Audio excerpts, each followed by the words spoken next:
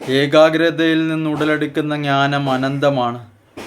അത് സർവചരാചരങ്ങളിലും വസിക്കുന്ന മനുഷ്യർക്ക് സാഗരത്തിൻ്റെ ജലം പോലെ പ്രാപ്തമാക്കുവാൻ കഴിയുന്നതുമാണ്. എന്നാൽ അതിനെ മനസ്സിലാക്കുവാനും ഗ്രഹിക്കുവാനും അത്ര എളുപ്പം ആർക്കും സാധ്യമാവുകയുമില്ല. സാഗരത്തിൻ്റെ ജലം പോലെ അതീവ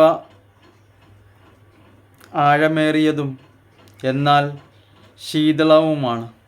ആ ജലത്തിനോട് തുലനം ചെയ്യുവാൻ മറ്റ് ഒരു ജലത്തിനുമാവുകയുമില്ല. എന്നാൽ അതിൻ്റെ മൂല്യം നാം മനുഷ്യർക്ക് മനസ്സിലാക്കുവാനും തിരിച്ചറിയുവാനും സാധ്യമാവുകയുമില്ല.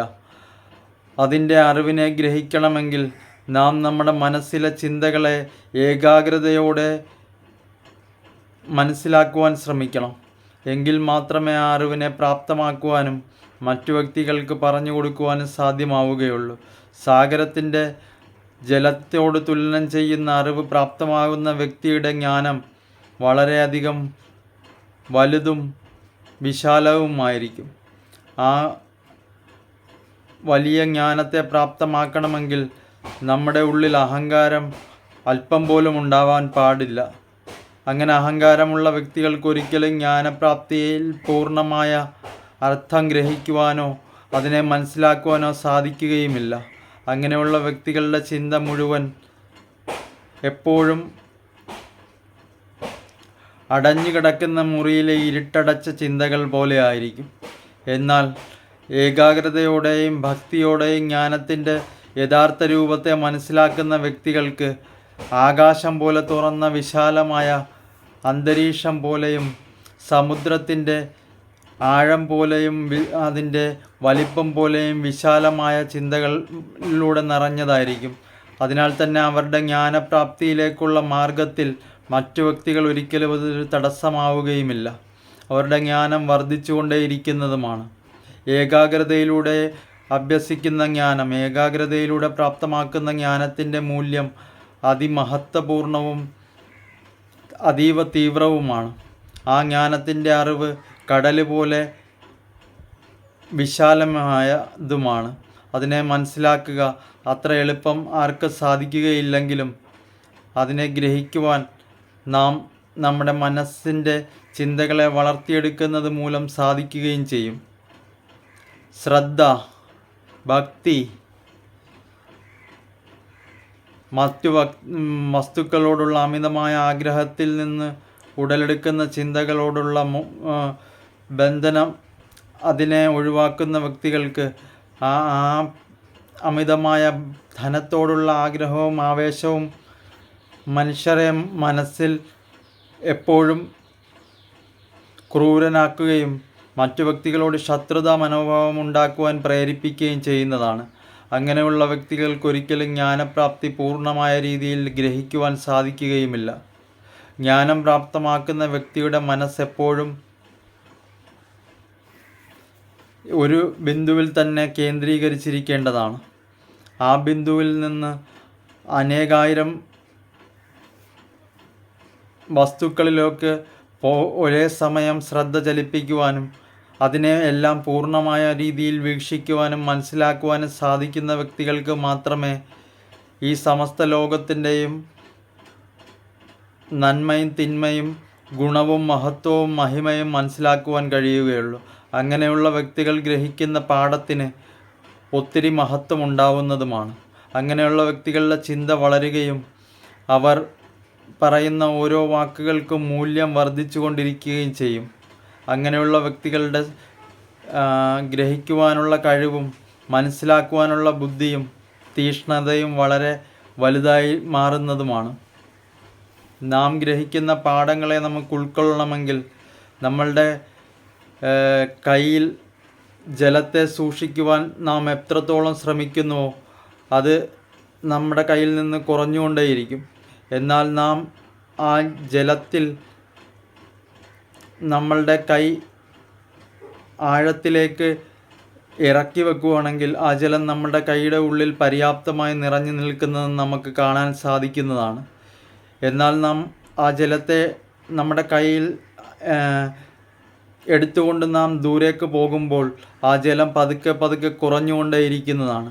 അതുപോലെ നാം ചതിയിലൂടെ പ്രാപ്തമാക്കുന്ന വിദ്യ എന്തു തന്നെ ആയാലും അത് നാം മുമ്പോട്ട് പോകുന്തോറും നമ്മളുടെ കയ്യിൽ നിന്ന് നഷ്ടമായിക്കൊണ്ടേയിരിക്കുന്നതാണ്. എന്നാൽ നാം സത്യസന്ധതയിലും ആത്മാർത്ഥമായിട്ടും പരിശ്രമത്തിലൂടെയും നേടിയെടുക്കുന്ന ജ്ഞാനം ഒരിക്കലും നമ്മെ വിട്ട് പോവുകയില്ല. അത് നമ്മുടെ ബുദ്ധിയിൽ സ്ഥിരതയായും ബലമായും അറിവായും നിറഞ്ഞു നിൽക്കും. അതിൻ്റെ ശ്രദ്ധ നമ്മൾക്ക് എപ്പോഴും ദർശിക്കുവാൻ സാധ്യമാകുന്നതാണ്. നാം പരിശ്രമത്തിലൂടെ ആർജിക്കുന്നവയും നാം കഷ്ടതകളിലൂടെയും മുമ്പിലോട്ടുള്ള തടസ്സങ്ങൾ ഭേദിച്ചുകൊണ്ടും നാം അധ്വാനിച്ചുകൊണ്ടും നേടിയെടുക്കുന്ന ഒരു വസ്തുവും നമ്മിൽ നിന്ന് ആർക്കും തന്നെ അപഹരിക്കുവാനും സാധ്യമാവുകയില്ല. നാം ഏറ്റവും കൂടുതൽ നാം നേടിയെടുക്കുന്ന കാര്യം നമ്മളുടെ അറിവാണ്. അറിവിനെ ആർക്കും ഒരിക്കലും എടുത്തുകൊണ്ട് പോകുവാനോ നശിപ്പിക്കുവാനോ സാധിക്കില്ല. ആ അറിവാണ് ഈ സാഗരത്തിൻ്റെ ജലം പോലെ പര്യാപ്തമാകുന്നത് നമ്മളുടെ ജീവിതത്തിൽ മുഴുവനും. അതുകൊണ്ട് നാം എപ്പോഴും അറിവ് പ്രാപ്തമാക്കുവാൻ ശ്രമിക്കുന്ന സമയത്ത് നമ്മളുടെ ഏകാഗ്രതയും ശ്രദ്ധയും ആ അറിവിനെ പ്രാപ്തമാക്കുവാൻ എപ്രകാരം സാധിക്കുന്നുവോ അതിനെക്കുറിച്ച് ചിന്തിച്ചുകൊണ്ട് ശ്രദ്ധിച്ച് ഭക്തി ആദരവുപൂർവം അതിനെ പ്രാപ്തമാക്കുവാൻ വേണ്ടി പരിശ്രമിക്കുക. അപ്പോൾ ഏതൊരു വ്യക്തിക്കും ജ്ഞാനപ്രാപ്തി ലഭ്യമാകുന്നതുമാണ്. സ്വന്തം അറിവിനെയും ബുദ്ധിശക്തിയെയും വർദ്ധിപ്പിക്കുവാനും അഹങ്കാരത്തെ വെടിഞ്ഞുകൊണ്ട് ദൈവത്തിൻ്റെ ചൈതന്യം എന്ന പോലെ സാഗരത്തിൻ്റെ ജലത്തിനോട് ഉപമിക്കുന്ന അറിവിനെ പ്രാപ്തമാക്കിക്കൊണ്ട് നിങ്ങൾക്ക് ജീവിതത്തിൽ മുമ്പോട്ട് പോകുവാനും എല്ലാ തടസ്സങ്ങളെയും ഭേദിക്കുവാനും സാധ്യമാകുന്നതാണ്. അറിവ് വിശാലമാണ്. പർവ്വതത്തിൻ്റെ ഉയരങ്ങൾ പോലെ, സമുദ്രത്തിൻ്റെ ആഴം പോലെ, തിരമാലയുടെ ശക്തി പോലെ, എന്നാൽ വളരെ ശീതളവും അറിവ് ജലം പോലെ ശുദ്ധവും എന്നാൽ ശാന്തവും അതീവ ഭയാനകവും എന്നാൽ അതീവ മനുഷ്യരുടെ ജീവിതത്തിൽ ഏറ്റവും പ്രധാനപ്പെട്ടത് നാം നേടുന്ന അറിവാണ്. ആ അറിവിനെ പ്രാപ്തമാക്കുമ്പോൾ ഒരിക്കലും കളങ്കമായ ചിന്തകൾ മനസ്സിൽ സൂക്ഷിക്കരുത്. അങ്ങനെയുള്ള വ്യക്തികൾക്ക് ഒരിക്കലും അറിവിനെ ഉൾക്കൊള്ളുവാനാവുകയില്ല. അതുകൊണ്ട് നിങ്ങളെല്ലാവരും അറിവ് പ്രാപ്തമാക്കുമ്പോൾ നിങ്ങളുടെ ഏകാഗ്രതയും ശ്രദ്ധയും അതിൽ അർപ്പണ മനോഭാവത്തോടെയും നിങ്ങൾ പഠിക്കുവാൻ ശ്രമിക്കുകയാണെങ്കിൽ ഏതൊരു വിഷയവും നിങ്ങൾക്ക് പഠിക്കുവാനും ഉയരങ്ങളിൽ എത്തിച്ചേരുവാനും സാധിക്കുന്നതാണ്. അറിവ് നേടുവാനുള്ള പ്രധാന വഴികൾ അത് വളഞ്ഞ വഴിയിലൂടെ ആവരുത്. എപ്പോഴും നാം അറിവ് ഗ്രഹിക്കുവാൻ ശ്രമിക്കുമ്പോൾ നേരായ മാർഗത്തിലൂടെയും സത്യസന്ധതയും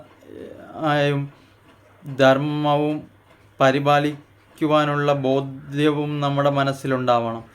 അങ്ങനെയുള്ള വ്യക്തികൾക്ക് മാത്രമേ സാഗരം പോലെ പരന്നു കിടക്കുന്ന അറിവിനെ പ്രാപ്തമാക്കുവാൻ സാധ്യമാവുകയുള്ളൂ.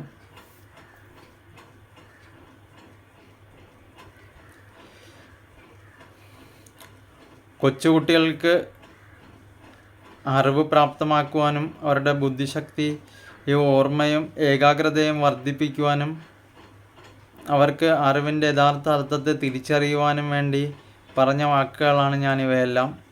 അപ്പം നിങ്ങൾക്ക് ഇത് ഇഷ്ടപ്പെട്ടാലും ഇല്ലെങ്കിലും കമൻറ്റ് ചെയ്യണം. എനിക്കൊരു കമൻറ്റ് ബോക്സ് ഉണ്ടെന്നുള്ള കാര്യം നിങ്ങൾ മറന്നു പോകുന്നു.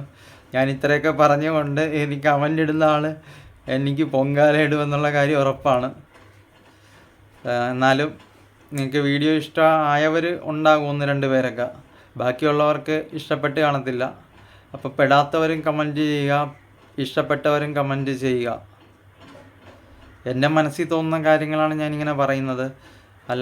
അല്ലാതെ എനിക്ക് കൂടുതൽ അറിവ് അങ്ങനെ അത്ര അറിവ് ഉണ്ടെന്ന് ഞാൻ പറയില്ല. എന്നാൽ ഞാൻ എൻ്റെ മനസ്സിൽ തോന്നുന്ന എന്ത് കാര്യമാണേലും ഞാനത് യൂട്യൂബിൽ വീഡിയോ ആക്കുകയും പറയുകയും ചെയ്യാറുണ്ട്. അങ്ങനെ ഞാൻ എൻ്റെ മനസ്സിൽ തോന്നുന്ന കാര്യങ്ങൾ നേരെ ഫോണിൻ്റെ മുമ്പിൽ നിന്നിട്ട് ഇങ്ങനെ പറയുവാണ്. അപ്പോൾ എന്തെങ്കിലുമൊക്കെ തെറ്റുകുറ്റങ്ങൾ ഞാൻ പറഞ്ഞതിൽ വല്ലതും ഉണ്ടെങ്കിൽ എന്നോട് ക്ഷമിക്കണം. എനിക്ക് അറിയാവുന്ന രീതിയിലാണ് ഞാൻ പറയുന്നത്. എനിക്ക് എന്ത് മനസ്സിൽ വരുന്നോ അത് ഞാൻ വിളിച്ചു പറയുക ചെയ്യുന്നത്. അപ്പം ഇതിലെന്തെങ്കിലുമൊക്കെ കുഴപ്പമുണ്ടെങ്കിൽ നിങ്ങൾക്ക് തുറന്നു പറയാം. കമൻറ്റിലൂടെ പറയുമ്പോൾ ഞാനത് തിരുത്താൻ വേണ്ടി ശ്രമിക്കാം. അപ്പം നിങ്ങളുടെ അറിവ് പ്രാപ്തമാക്കാനുള്ള കാര്യത്തെക്കുറിച്ച് നിങ്ങളുടെ മനസ്സിൽ അഭിപ്രായം എന്താണെന്ന് വെച്ചാൽ കമൻറ്റ് ചെയ്യുക. അറിവ് ഏത് രീതിയിലൂടെയാണ് നിങ്ങൾ പ്രാപ്തമാക്കാൻ ആഗ്രഹിക്കുന്നത്, അറിവ് നെക്കുറിച്ച് ഞാൻ മനസ്സിലാക്കി ഞാൻ പറഞ്ഞ വാക്കുകൾ നിങ്ങൾക്ക് ഇഷ്ടപ്പെട്ടിട്ടുണ്ടെങ്കിൽ അതും കമൻറ്റ് ചെയ്യുക. അപ്പം കൂട്ടുകാരെ, ഇന്നത്തെ വീഡിയോയിൽ ഇത്രയേ ഉള്ളൂ. ടാറ്റ.